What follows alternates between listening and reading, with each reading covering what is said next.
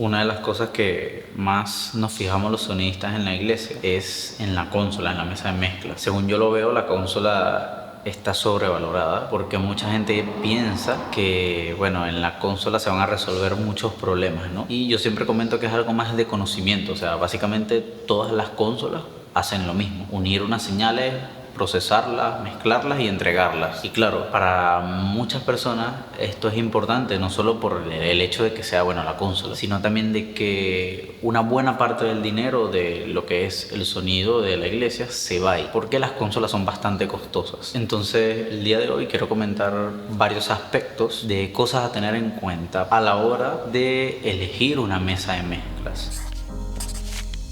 Antes de continuar con el video, quiero recordar que estoy dando clases online de forma privada, de forma personalizada, obviamente previo acuerdo y previa agenda.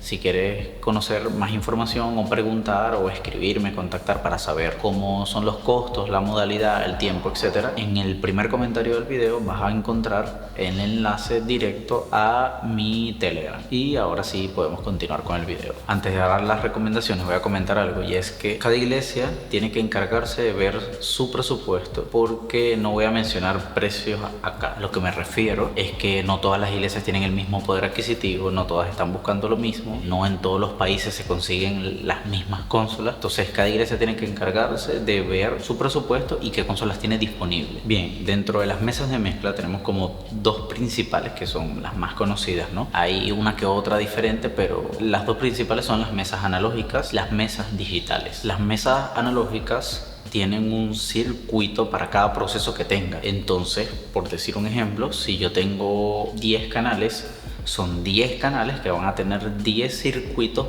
para preamplificación, para ecualizador, para envío de auxiliares, etc. Eso significa que cada canal va a tener su circuito dedicado y separado. Esto tiene una desventaja, digamos, y es que hace que las mesas analógicas sean grandes, sean pesadas, porque obviamente un fabricante que quiera agregar algún proceso a la mesa tiene que crear un circuito para ello. Dentro de las mesas analógicas tenemos como una especie de subcategoría, por llamarlo de una forma, que serían las mesas analógicas amplificadas.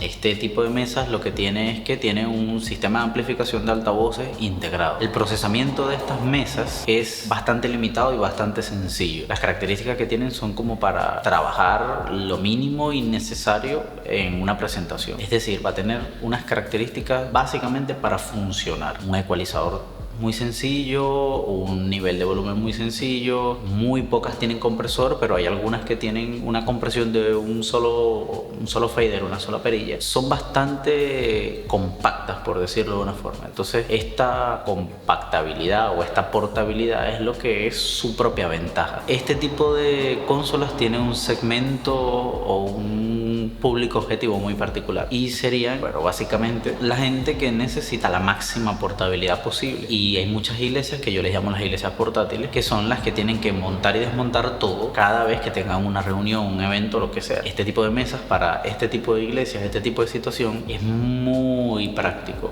porque sacas la mesa y ya tienes todo, tienes la amplificación, tienes un procesamiento sencillo, tienes la mesa de mezclas, etcétera, etcétera. Entonces esa sería su ventaja. Las mesas digitales, en cambio, a diferencia de las analógicas, se conforman de procesamiento digital, es decir, unos y ceros. Eso quiere decir que no hay circuitos para el procesamiento. Puedes tener un formato de mesa más pequeño, independientemente de la cantidad de canales, ¿no? Porque para tener la misma cantidad de canales, digamos 32 canales en una mesa digital, no es igual a tener 32 canales en una mesa analógica. Para tener esos canales en una mesa analógica tendrías que hacer una mesa analógica gigantesca, o bueno, bastante grande. Entonces las mesas digitales básicamente tienen más procesamiento en un espacio más pequeño, porque no tienen que agregar circuitos. Para tener la misma cantidad de procesamiento que tienes en una mesa digital, en una mesa analógica tendrías que tener un rack de efectos dedicado para cada aplicación. De los aspectos a considerar tenemos una parte que serían las entradas y las salidas de la mesa. En la parte de entradas sucede algo bien particular, que nosotros tenemos que tener en cuenta qué cantidad de micrófonos XLR tenemos o vamos a necesitar o necesitamos amplificar. Y un error que he visto mucho, y es que conectan micrófonos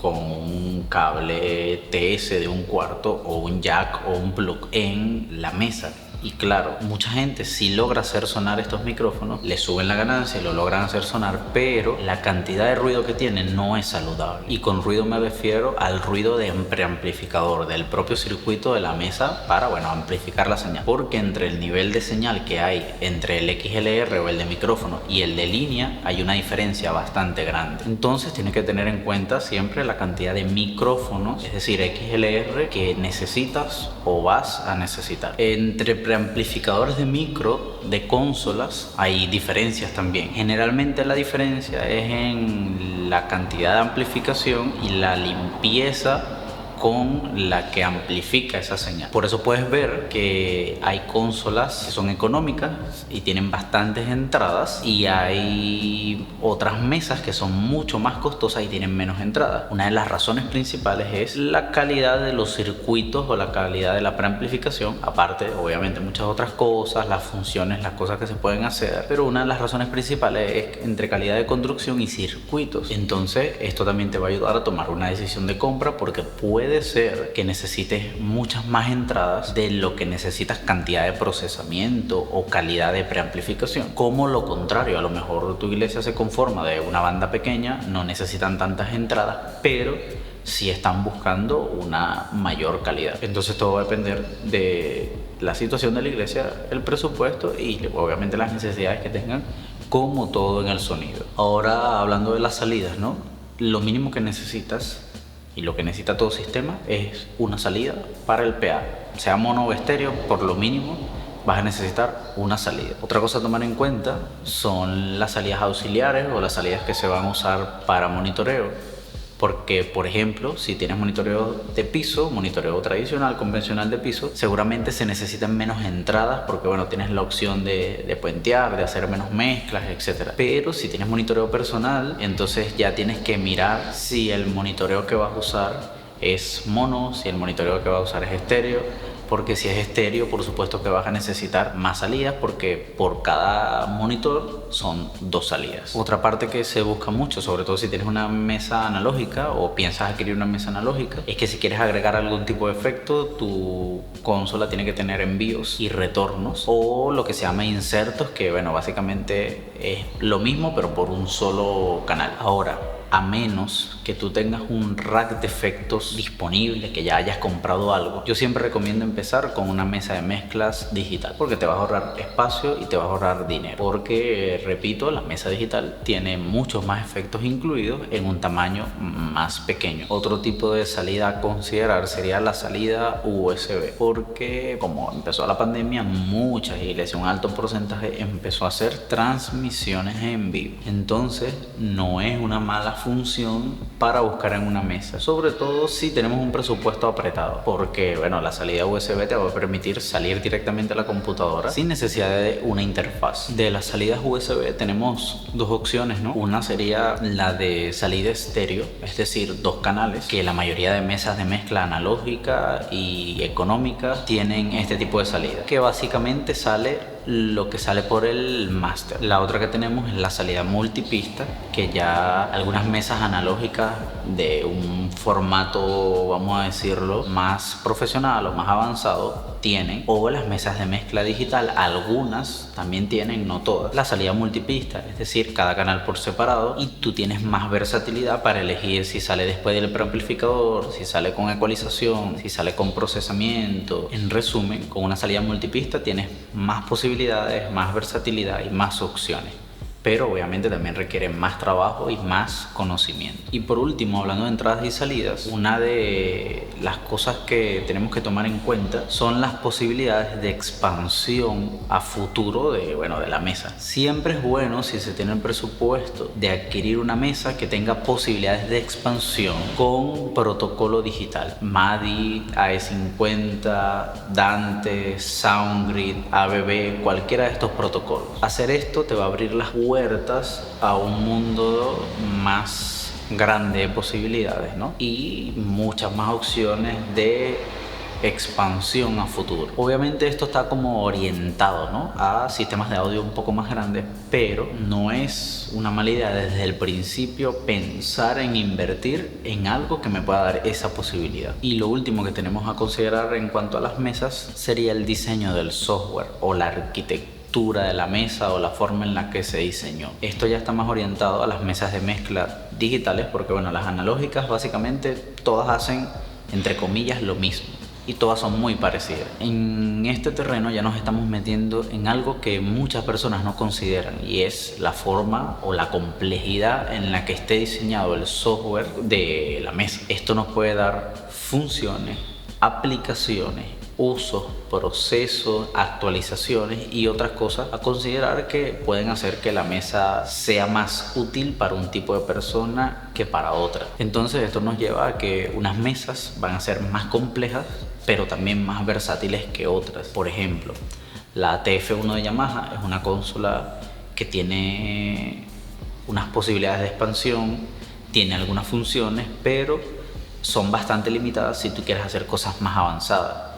Es una mesa que tiene varias guías que te ayuda cómo a establecer la ganancia, te ayuda a cómo ecualizar. Es una consola que es bastante amigable para principiantes. La UI 24R de la Soundcraft tiene una función, por ejemplo, que se llama ECQ, que básicamente te limita el ecualizador a 3 bandas. Entonces no hay forma de que tengas que lidiar con ancho de banda, que tengas que lidiar con la frecuencia, sino que te da 3 frecuencias partidas solamente de subir y bajar volumen o los decibeles. Y si, bueno, tú no tienes mucha experiencia en ecualización, lo pones de esta forma y hay menos posibilidades de equivocarte porque tienes menos opciones. Mientras nosotros vamos aprendiendo más de sonido y vamos agarrando como una forma de hacer las cosas y vamos tomando gustos particulares por ciertos flujos de trabajo, entonces ya este tipo de mesas se van quedando limitadas porque la versatilidad es menor.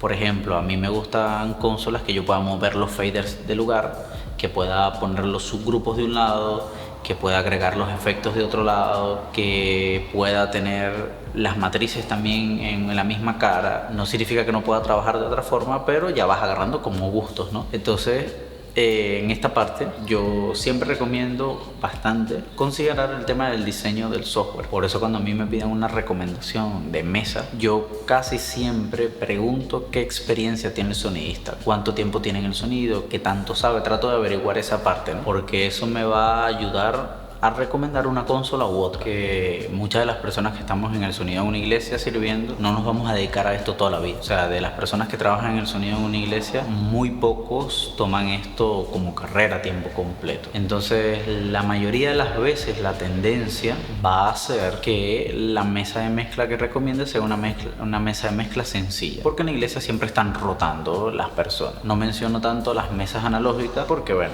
como acabo de comentar, básicamente todas son parecidas, la mayoría hace lo mismo y, entre comillas, son fáciles de usar si entiendes bien la ruta de señal. A diferencia de las mesas digitales donde tienes que abrir escenas, cambiar de pantalla, tienes más opciones, tienes los VCA o DCA, tienes subgrupos, tienes otras cosas. Entonces es otra ruta de aprendizaje que al final también se puede volver sencilla. En una mesa analógica tienes todo visible y si tú no sabes qué significa algo o para qué sirve, lo puedes investigar. En cambio, en una mesa digital puedes tener cosas ocultas que probablemente nunca descubras. Quiero cerrar con algo y son las ventajas de elegir una mesa de mezclas digital por encima de una mesa de mezclas analógica. Quiero destacar que mi preferencia de mesas son las mesas analógicas, simplemente por el hecho de que todo está visible y todo lo tengo a la mano, siempre y cuando obviamente no sea una mesa de mezclas gigantesca. Pero una mesa de mezcla de 24 o 32 canales es relativamente compacta y tienes todo a la mano. A mí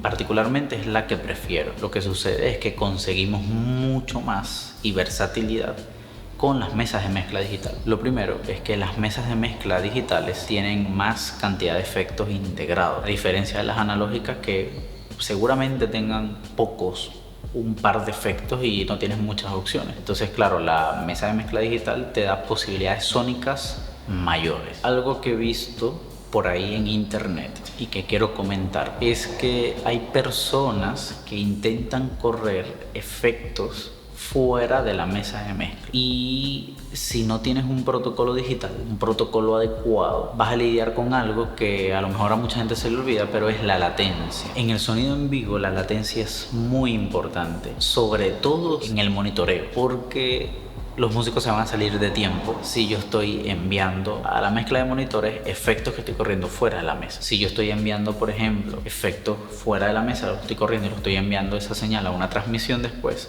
se va a notar en la transmisión. Posiblemente no se note tanto en el PA porque se pierden muchos detalles en el sonido en vivo, pero una persona que tenga algo de conocimiento lo va a notar. Yo lo que siempre recomiendo es que si tú no tienes un sistema adecuado para correr efectos fuera de la mesa, use los procesos que tienes integrados y los efectos que tienes integrados. Con lo que sea que traiga la mesa, ya tú puedes buscar conseguir un buen sonido. Una de las ventajas que yo más valoro de las mesas de mezcla digitales es la posibilidad de controlarse inalámbricamente con una tablet, con un teléfono, con una computadora, etc. Y para mí esto es una de las cosas que hace la diferencia, porque en las iglesias la mayoría de las veces tenemos la consola posicionada en un lugar que no es tan ideal. Entonces, si tomo decisiones de mezcla en un lugar que no es adecuado, las decisiones de mezcla van a ser incorrectas, van a ser conforme a una percepción errada, digamos. Entonces, la posibilidad de moverte por la sala, hacer la mezcla, ir al escenario, poder hacer la mezcla de monitores en el escenario, tiene muchísimas ventajas. Y para mí este es uno de los diferenciadores más importantes de la mesa de mezcla digital. Y la última ventaja que quiero comentar es la actualización de software. Una mesa de mezclas puede revalorizarse y puede mejorarse con actualizaciones de software. Esto puede hacer que la mesa que compraste en un precio gane mucho más valor en el futuro. Asegúrate de no comprar una mesa solo porque otra iglesia la tiene, otra persona la tiene, o tú viste que a ellos les funcionaba y no quiere decir que eso te vaya a funcionar a ti. Analiza muy bien tu situación y todos los puntos necesarios para no malgastar el dinero. Acá te voy a dejar una lista de reproducción que tiene varios videos sobre el tema de lo que se refiere a compras en la iglesia.